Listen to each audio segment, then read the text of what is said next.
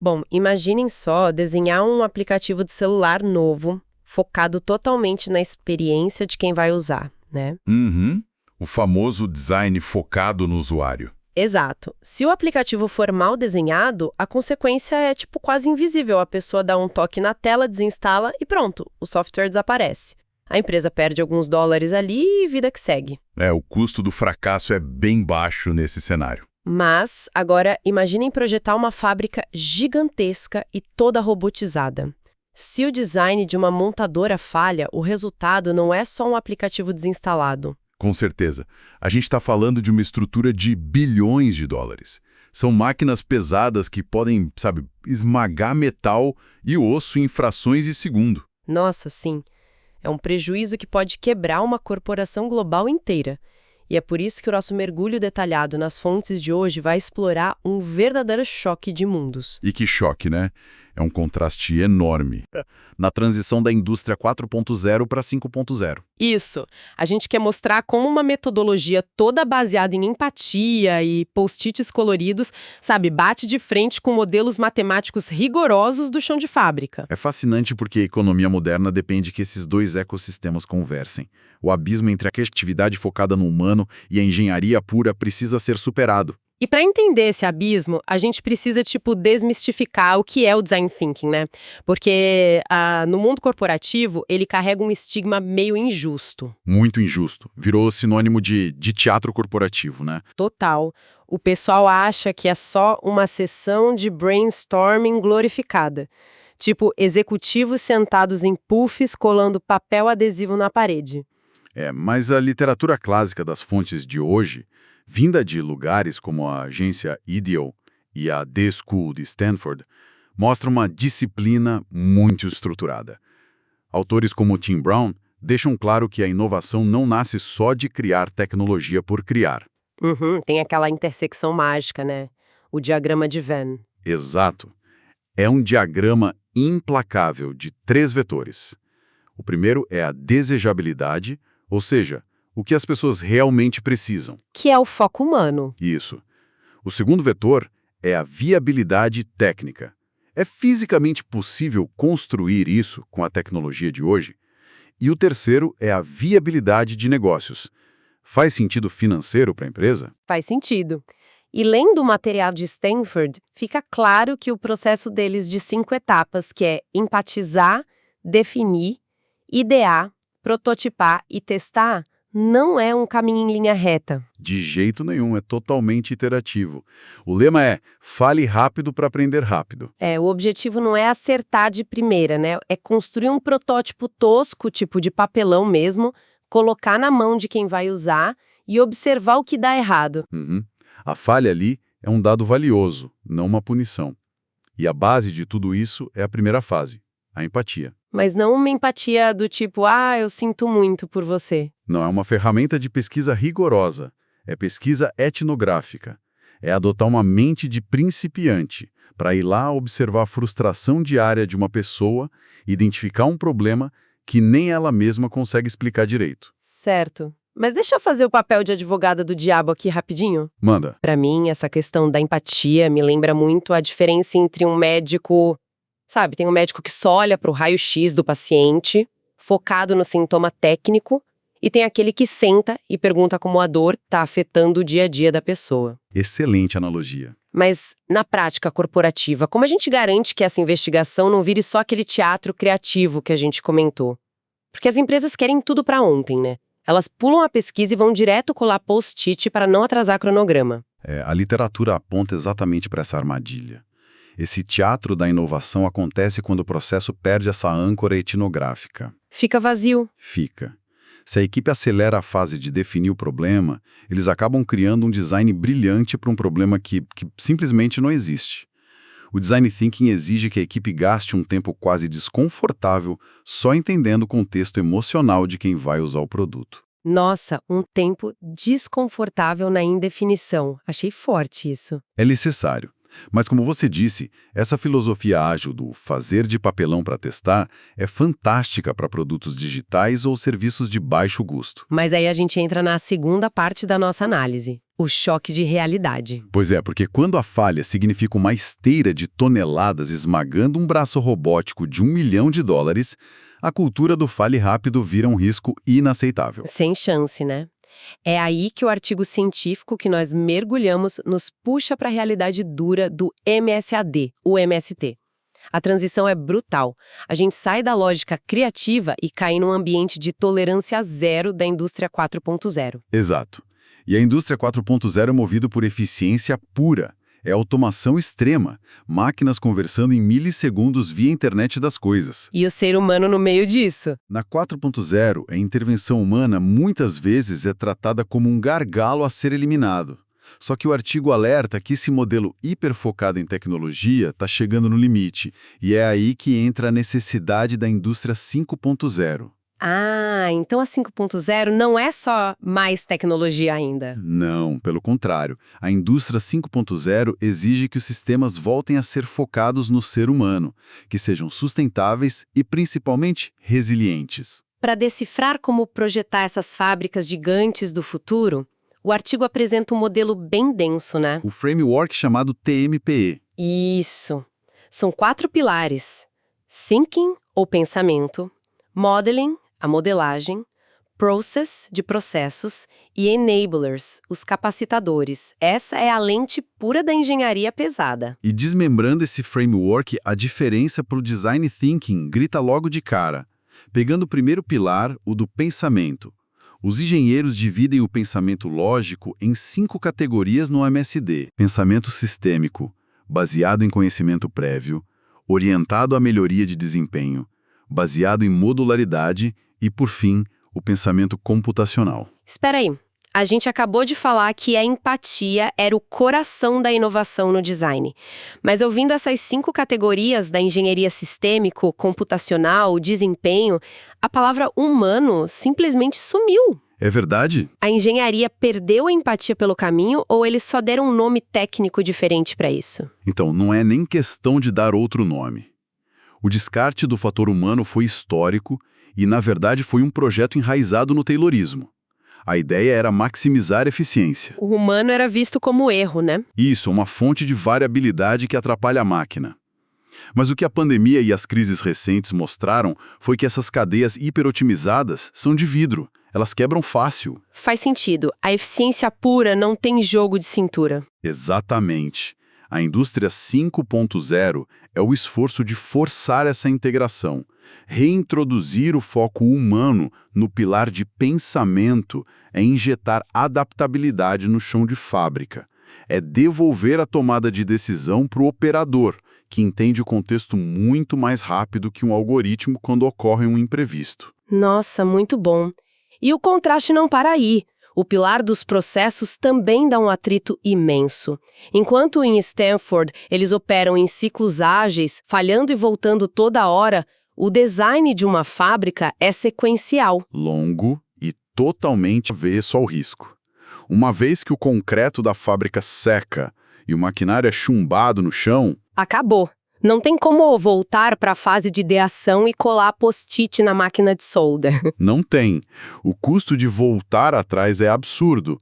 O que nos leva ao grande contraste que o artigo explora, que é o pilar da modelagem. É aqui que a gente vê a diferença na hora de tirar as ideias da cabeça e colocar no papel. Se a forma de pensar é diferente, a ferramenta também é. Nos livros de Design Thinking, a modelagem é qualitativa, rápida e foca na experiência. As fontes citam bastante o mapeamento da jornada do cliente, né? O Customer Journey Map. Esse é um clássico. É uma ferramenta visual que rastreia os picos e vales emocionais de uma pessoa interagindo com um produto. Se uma etapa gera raiva ou frustração, o designer ajusta. Tem também o Business Model Canvas, que você desenha blocos do negócio rapidinho num quadro, apaga, refaz. E a famosa prototipagem em um papelão que a gente comentou.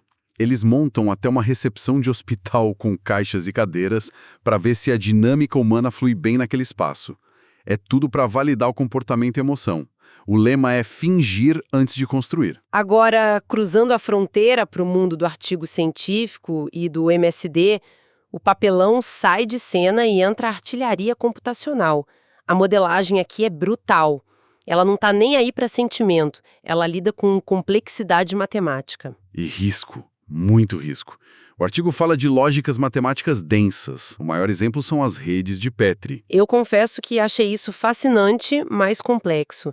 Como a gente traduziria uma rede de Petri para quem está ouvindo? Pensa num problema de sincronização que a cabeça humana não consegue visualizar. Imagina 10 esteiras trazendo peças diferentes, ao mesmo tempo, para 3 robôs de solda. Se um robô travar por um único segundo, o material acumula, bate e a linha inteira entra em colapso. Meu Deus, é um trânsito infernal. Pois é, uma rede de Petri não é um mapinha com setas. É um modelo matemático de grafos que simula todas as transições de estados possíveis daquele material. A matemática calcula e prova que o gargalo não vai acontecer antes mesmo da fábrica comprar o primeiro parafuso. Uau! É a falha virtual salvando o orçamento físico real. Outra coisa pesada que eles citam são as redes bayesianas, Isso. que trabalham com probabilidade e risco em cascata. É tipo, se um sensor esquentar 2 graus a mais agora de manhã, qual a chance matemática disso travar uma válvula lá na outra ponta da fábrica daqui a 12 horas? Exatamente. A arquitetura de dados não para por aí.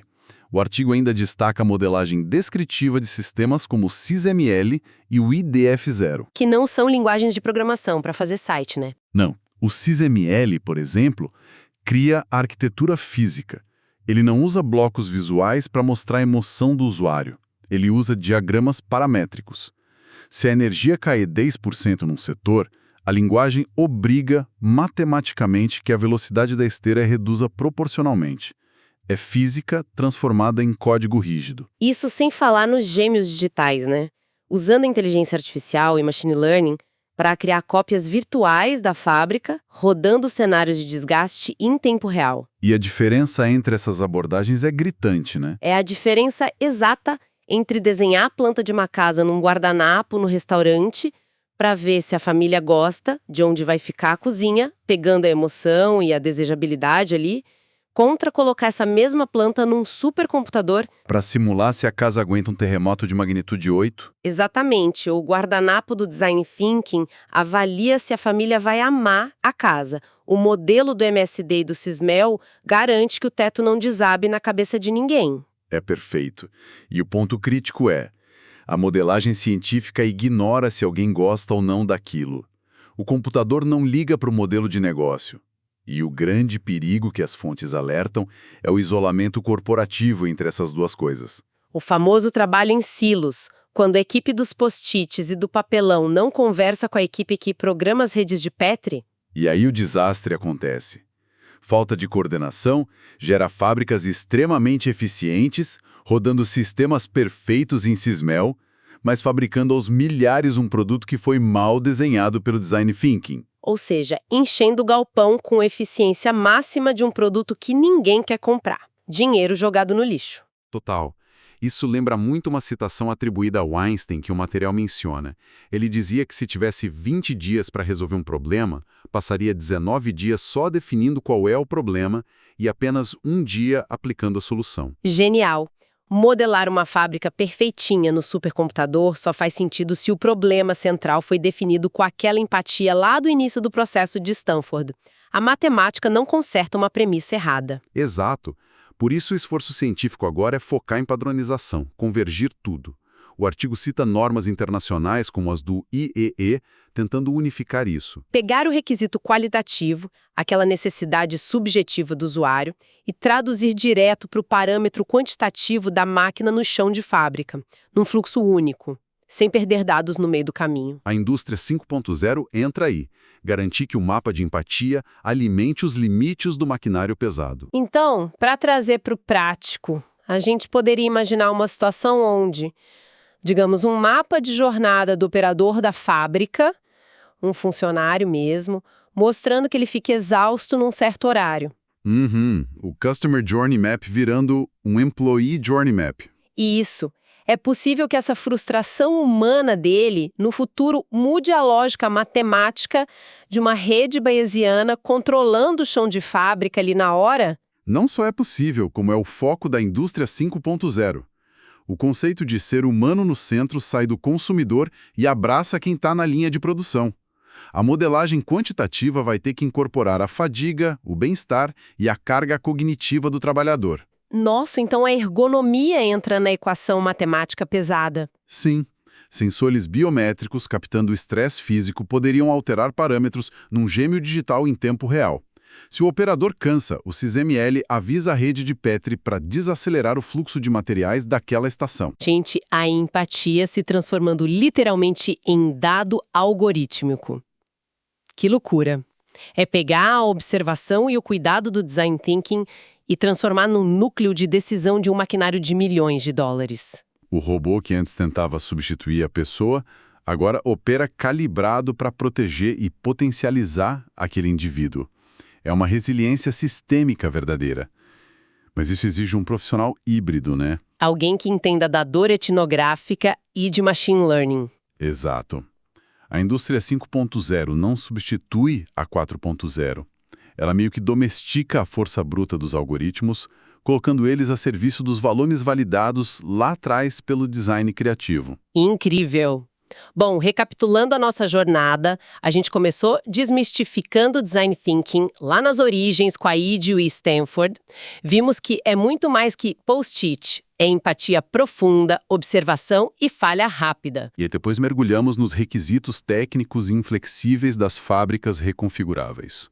Comparamos o contraste enorme entre a ideação ágil com o business model Canvas contra o rigor implacável e complexo das redes de Petri e do SysML. E a gente fecha vendo como a indústria 5.0 tenta unir tudo isso. Mas toda essa intersecção me deixa com um último pensamento provocativo para quem está ouvindo a gente refletir. Tô atento. A gente viu que a indústria 5.0 quer colocar a empatia humana de volta no centro das decisões, usando a tecnologia. Certo. Mas se a inteligência artificial e o machine learning estão ficando tão bons em modelar sistemas hipercomplexos através de gêmeos digitais, até que ponto esses algoritmos serão capazes de aprender sozinhos até a empatia intuitiva que o design thinking exige? Nossa, essa é pesada. Será que um dia a IA vai decifrar os padrões emocionais das nossas frustrações e necessidades, ou entender de verdade a dor do outro será para sempre uma fronteira exclusiva da nossa mente humana? Fica aí o mistério para o futuro da inovação, né? O contraste entre a intuição do guardanapo e a rigidez da chapa de aço ainda tem muita história pela frente. Com certeza. É algo para ficarmos de olho. Muito obrigada pela companhia em mais esse mergulho detalhado nas fontes. Até a próxima análise, pessoal!